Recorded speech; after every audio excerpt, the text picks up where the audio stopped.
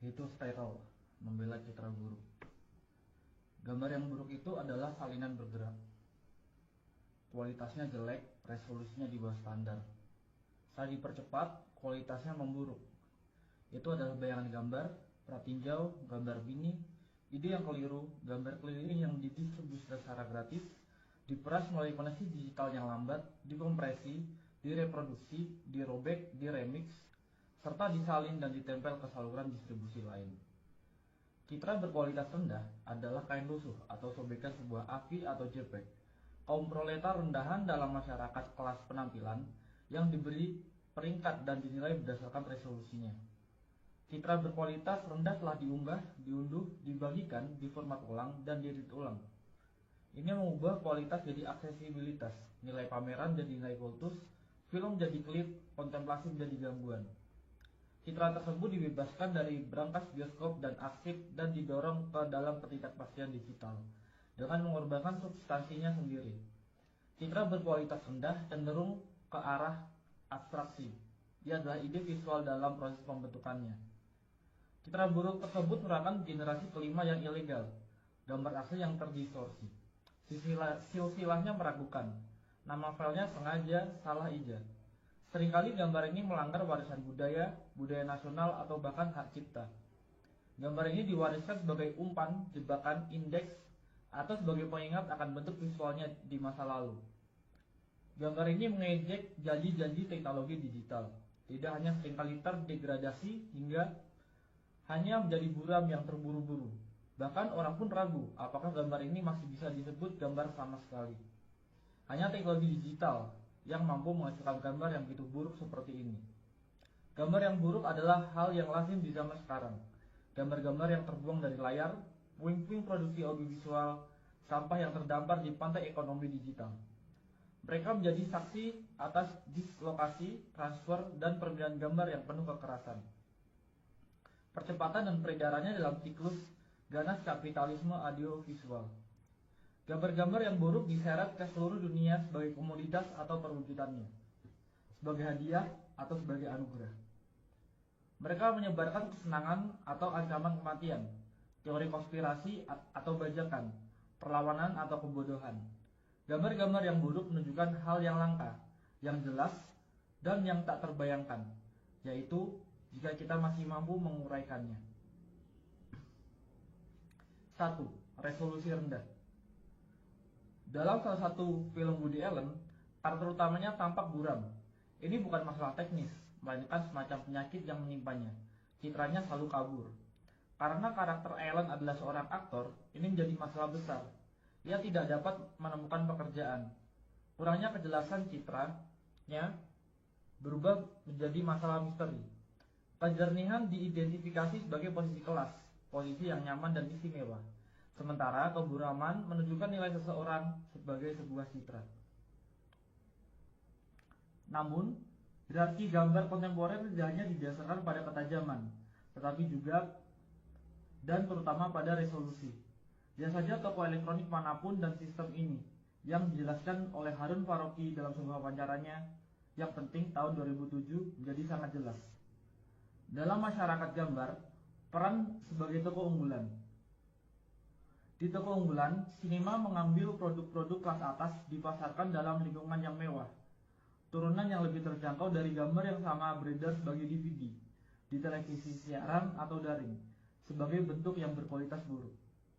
Jelas, gambar beresolusi tinggi terlihat lebih cemerlang dan mengesankan, lebih mimikri dan magis, lebih menakutkan dan menggoda daripada gambar yang buruk.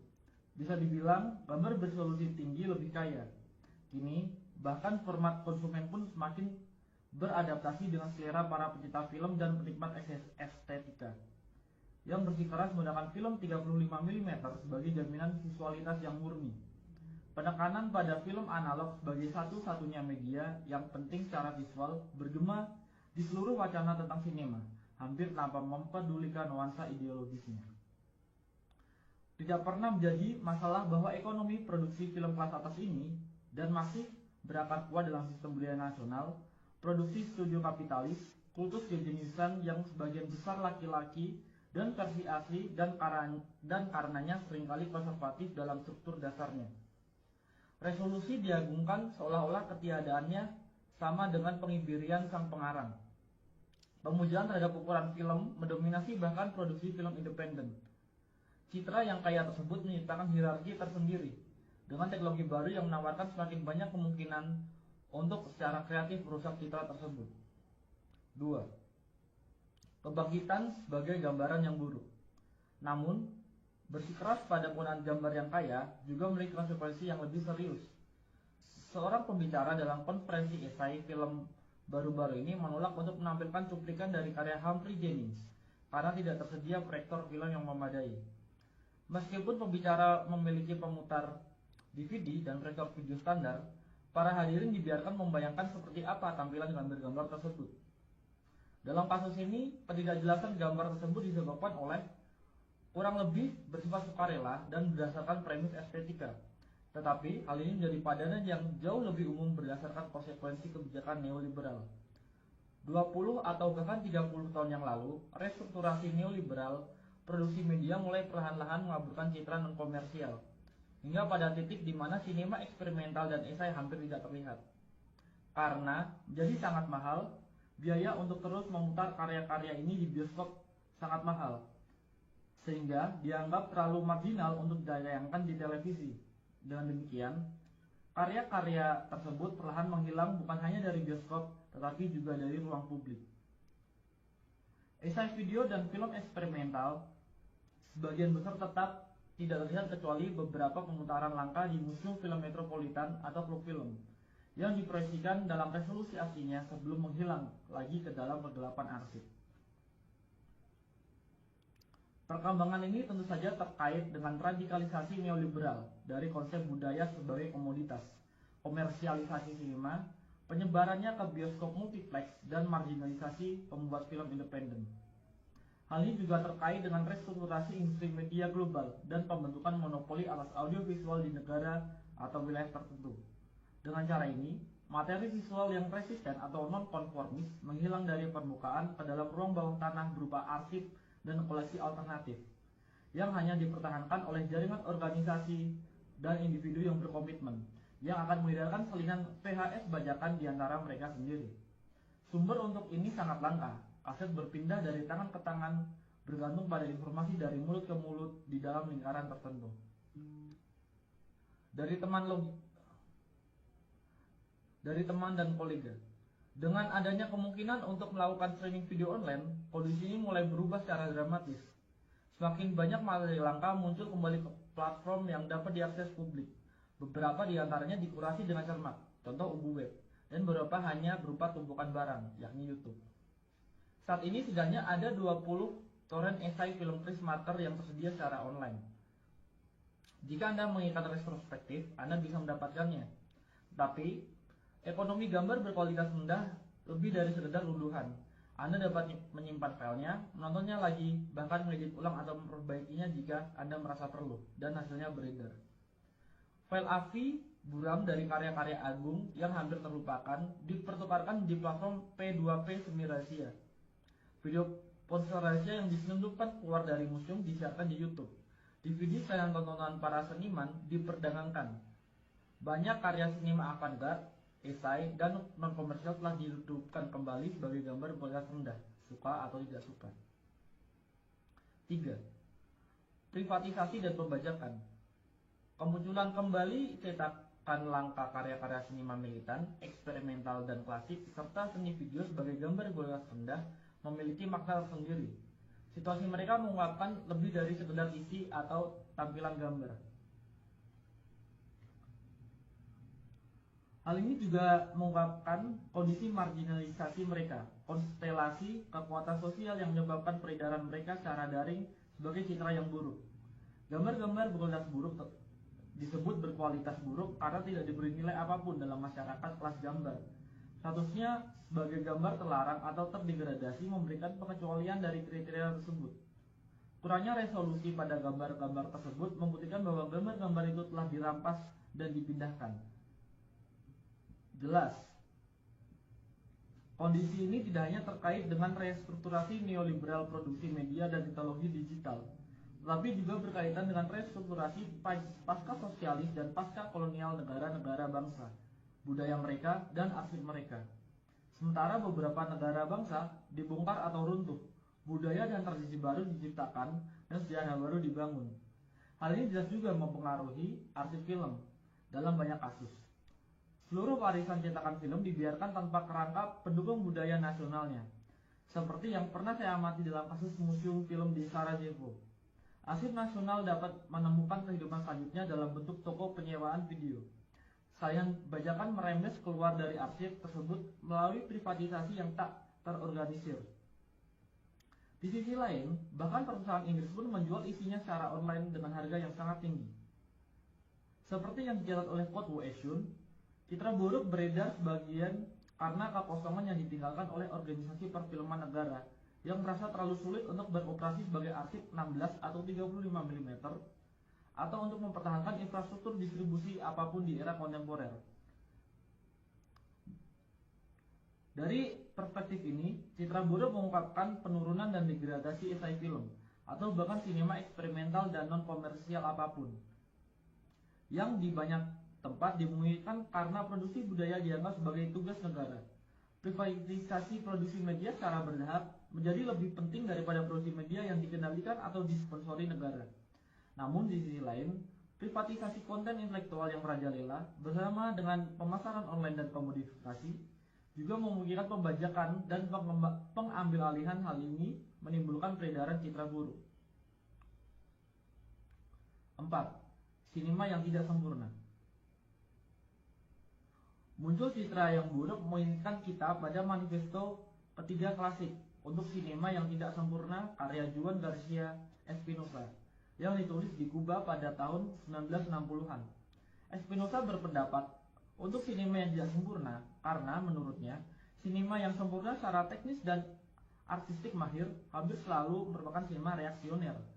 Sinema yang tidak sempurna adalah sinema yang berupaya mengatasi pembagian kerja dalam masyarakat kelas. Ia menghubungkan seni dengan kehidupan dan sains, memburukkan perbedaan antara konsumen dan produsen, penonton dan pengarang. Ia bersikeras pada identitasnya sendiri. Ketidaksempurnaan populer tapi bukan konsumerisme dilakukan tanpa menjadi birokratis. Dalam manifestonya, Espinosa juga merefleksikan janji-janji media baru. Ia dengan jelas memprediksi bahwa perkembangan teknologi video akan membahayakan posisi elitis para pembuat film tradisional dan memungkinkan semacam produksi film massal, seni rakyat. Seperti ekonomi gambar yang buruk, sinema yang tidak sempurna mengurangi perbedaan antara penulis dan penonton serta menggabungkan kehidupan dan seni. Yang terpenting, visualitasnya sangat terkompromikan, buram, amatir, dan penuh artefak. Dalam beberapa hal, ekonomi citra yang buruk, hal ini sesuai dengan deskripsi sinema yang tidak sempurna. Sementara deskripsi sinema yang sempurna lebih mewakili konsep sinema sebagai tokoh unggulan. Namun, sinema yang tidak sempurna, yang nyata dan kontemporer, jauh lebih ambivalen dan afektif daripada antisipasi Espinosa. Di satu sisi, ekonomi gambar berkelas rendah dengan kemungkinan distribusi global yang langsung dan etika remix dan apropriasi memungkinkan partisipasi kelompok produsen yang jauh lebih besar daripada sebelumnya. Namun, ini tidak berarti bahwa peluang-peluang ini hanya digunakan untuk tujuan progresif. Ujar kebencian, spam, dan sampah lainnya juga menyebar melalui koneksi digital. Komunikasi digital juga telah menjadi salah satu pasar yang paling diperebutkan. Sebuah zona yang telah lama mengalami akumulasi modern baru yang berkelanjutan dan upaya privatisasi besar-besaran, dan sampai batas tertentu berhasil. Jaringan tempat beredarnya gambar-gambar buruk tersebut jadi platform bagi kepentingan bersama yang baru dan rapuh, sekaligus medan pertempuran bagi agenda komersil dan nasional. Jaringan tersebut memuat materi eksperimental dan artistik, tetapi juga sejumlah besar pornografi dan paranoia. Meskipun wilayah citra berkualitas rendah memungkinkan akses ke citra yang terpinggirkan, wilayah ini juga dipenuhi oleh teknik komodifikasi paling canggih. meskipun memungkinkan partisipasi aktif pengguna dalam pembuatan dan distribusi konten. Platform ini juga melibatkan mereka dalam produksi. Pengguna menjadi editor, kritikus, penerjemah, dan penulis bersama dari gambar-gambar berkualitas rendah. Dengan demikian, gambar yang buruk adalah gambar yang populer, gambar yang dibuat dan dilihat oleh banyak orang. Mereka mengekspresikan semua kontradiksi dari kerumunan kontemporer, oportunisme, narsisme, keinginan akan otonomi dan kreasi, ketidakmampuan untuk fokus atau mengambil keputusan, kesiapan konstan untuk melanggar dan sekaligus tunduk. Secara keseluruhan, citra-citra buruk tersebut menyajikan gambaran sekilas tentang kondisi afektif kerumunan, neurosis, paranoia, dan ketakutan, serta keinginan akan intensitas, kesenangan, dan pengalihan perhatian. Kondisi citra-citra tersebut ini bukan hanya tentang transfer dan pemformatan ulang yang tak terhitung jumlahnya, tapi juga tentang banyaknya orang yang cukup peduli untuk mengkonversinya berulang kali, menambahkan subtitle, mengedit ulang, dan mengunggahnya. Dalam konteks ini, mungkin kita perlu mendefinisikan ulang nilai sebuah gambar, atau lebih tepatnya menciptakan perspektif baru untuknya. Terlepas dari resolusi dan nilai tukar, kita dapat membayangkan bentuk nilai lain yang didefinisikan oleh kecepatan, intensitas, dan penyebaran. Gambar yang buruk adalah buruk karena sangat terkompresi dan menyebar dengan cepat.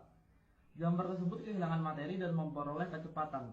Tetapi, gambar tersebut juga mengekspresikan kondisi dematerialisasi, yang tidak hanya dimiliki oleh warisan seni konseptual, tetapi terutama oleh mode produksi semiotik kapital, seperti yang dijelaskan oleh Felix Guattari, mendukung penciptaan dan penyebaran paket data yang ringkas dan fleksibel, yang sangat diintegrasikan ke dalam kombinasi dan rangkaian yang semakin baru. Penyederhanaan konten visual ini, konsep yang sedang terbentuk dari gambar, menempatkan dalam suatu perubahan informasi umum dalam ekonomi pengetahuan yang berbagai gambar dan keterangannya keluar dari konteks ke dalam pusaran deteritorialisasi kapitalis permanen.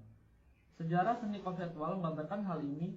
Dematerialisasi objek seni pertama-tama sebagai gerakan perlawanan terhadap nilai fetisisme visibilitas. Namun kemudian, objek seni yang telah didematerialisasi ternyata sangat cocok dengan semiotisasi kapital. Dan dengan demikian, dengan arti tertentu, pergeseran konseptual citra buruk. Dalam kapitalisme, citra buruk juga mengalami ketegangan serupa. Di satu sisi, ia beroperasi melawan nilai fetisisme resolusi tinggi. Di sisi lain, justru nilai mengapa ia akhirnya terintegrasi sempurna ke dalam kapitalisme informasi yang berkembang pesat, pada rentang perhatian yang terkompresi, pada kesan daripada impresi, pada intensitas daripada kontemplasi, pada pratinjau daripada pemutaran. 5. Kawan, bagaimana ikatan visual Anda hari ini? Namun, secara bersamaan, terjadi pembalikan paradoks. Peredaran gambar-gambar berkualitas rendah menciptakan sebuah sirkuit yang memenuhi ambisi awal sinema militan dan beberapa esai dan eksperimental untuk menciptakan ekonomi gambar alternatif. Sebuah sinema yang tidak sempurna yang ada di dalam maupun di luar dan di bawah arus media komersial. Di era berbagi file, bahkan konten yang terpinggirkan pun beredar kembali dan menghubungkan kembali audiens yang tersebar di seluruh dunia. Citra buruk tersebut dengan demikian membangun anonimitas. Jaringan global menciptakan sejarah bersama, yang membangun aliansi saat menyebar, memicu menerjemahkan atau salah tafsir, dan menciptakan publik serta debat baru. Dengan kehilangan substansi visualnya, ia mendapatkan kembali sebagai kekuatan politiknya dan menciptakan aura baru di sekitarnya. Aura ini tidak lagi didasarkan pada kekekalan asli, tetapi pada sifat sementara salinannya. Ia tidak lagi berlabuh ke dalam ruang publik klasik yang dimediasi dan didukung oleh kerangka negara bangsa atau korporasi, tetapi mengambang di permukaan kumpulan data yang sementara dan meragukan. Dengan terlepas dari kasanah perfilman konvensional, karya ini terdorong ke layar-layar baru dan sementara yang dirangkai oleh keinginan para penonton yang tersebar. Oleh karena itu, peredaran gambar-gambar yang buruk menciptakan ikatan visual. Demikian juga Vertov pernah menyebutnya. Ikatan visual ini menurut Vertov dimaksudkan untuk menghubungkan para pekerja di seluruh dunia satu sama lain. Ia membayangkan semacam bahasa adamik visual komunis yang tidak hanya dapat memberi informasi atau menghibur, tapi juga merorganisir para penontonnya. Dalam arti tertentu, mimpinya telah menjadi kenyataan, meskipun sebagian besar di bawah kekuasaan kapitalisme informasi global yang audiensnya terhubung hampir secara fisik melalui kegembiraan bersama keselarasan afektif dan kecemasan. Namun, ada juga peredaran dan produksi gambar berkualitas rendah yang dihasilkan oleh kamera ponsel, komputer rumahan, dan bentuk distribusi yang tidak konvensional. Koleksi optiknya, penyusunan kolektif sebagai file atau sirkuit distribusi akan rumput, mengungkapkan hubungan yang tidak menentu dan kebetulan antara para produsen dimanapun yang secara bersamaan membentuk audiens yang tersebar. Peredaran gambar-gambar berkualitas buruk memicu baik jalur perakitan media kapitalis maupun ekonomi audiovisual alternatif. Selain banyak kebingungan dan penyeranan, hal ini juga berpotensi menciptakan gerakan pemikiran dan pengaruh yang mengganggu. Peredaran gambar berkualitas rendah dengan demikian memulai babak lain dalam dianologi histori sirkuit informasi nonkonformis, Ikatan Visual Vertov, pedagogi pekerja internasionalis yang dijelaskan oleh Peter Weiss dalam The Aesthetic of Resistance, sirkuit sinema ketiga, dan trikontinentalisme, pembuatan film dan pemikirnya yang tidak berpihak. Gambar berkualitas rendah, betapapun ambivalennya statusnya, dengan demikian mengambil tempat dalam dianologi pamflet yang disalin karbon, film agitprop kereta api, majalah video bawah tanah, dan materi non-konformis lainnya, yang secara estetika sering menggunakan materi berkualitas rendah. Selain itu, hal ini juga mengaktualisasikan kembali banyak gagasan historis yang terkait dengan sirkuit-sirkuit ini, antara lain gagasan Vertov tentang ikatan visual. Bayangkan seseorang di masa lalu dengan baret bertanya kepada Anda, "Kawan, apa ikatan visual Anda hari ini?" Anda mungkin menjawab, "Ini adalah tautan ke masa kini." 6. Sekarang. Citra buruk tersebut mewujudkan nasib setelah kematian banyak mahakarya sinema dan seni video di masa lalu.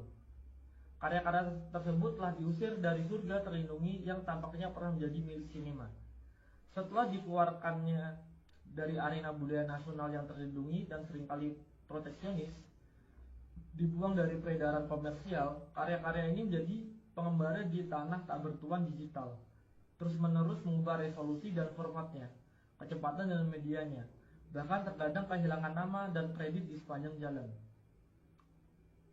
Sekarang banyak dari karya-karya ini kembali sebagai gambar yang buruk, saya akui. Tentu saja orang bisa berpendapat bahwa ini bukanlah yang asli, tetapi kemudian, tolong siapapun, tunjukkan kepada saya yang asli. Citra buruk tersebut bukan lagi tentang hal yang sebenarnya yang asli dan orisinal. Sebaliknya, ini tentang kondisi eksistensinya yang nyata, tentang sirkulasi kerumunan, penyebaran digital, temporalitas yang terpecah-pecah dan fleksibel.